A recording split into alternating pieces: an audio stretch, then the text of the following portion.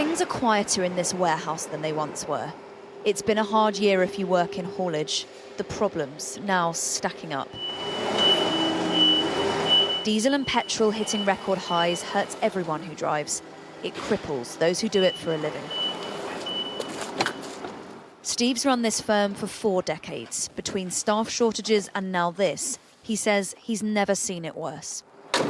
Well, it's about 148 a gallon at the pump, so yeah, that's painful, very painful. To give you an idea, the truck we're sitting in does 8 miles to the gallon, so it drinks a lot of fuel. It's our second biggest overhead after our staffing costs, and that's about 25% of our costs, and it must be passed on.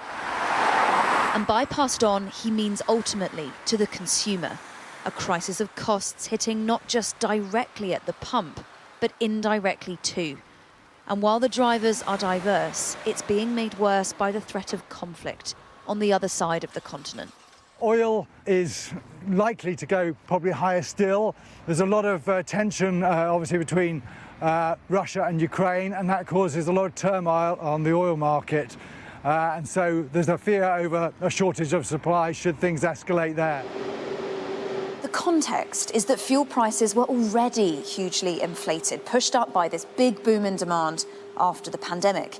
These latest tensions will entrench those trends and likely extend them. Yet more pressure on a general public who already say they can't cope with much more. And the strain is showing across the economy. British and European stock markets were all down today, preempting future problems. Markets don't like volatility. They don't like uncertainties. If you think of how the pandemic affected the supply chain, we're still feeling the effects of all those snarl-ups.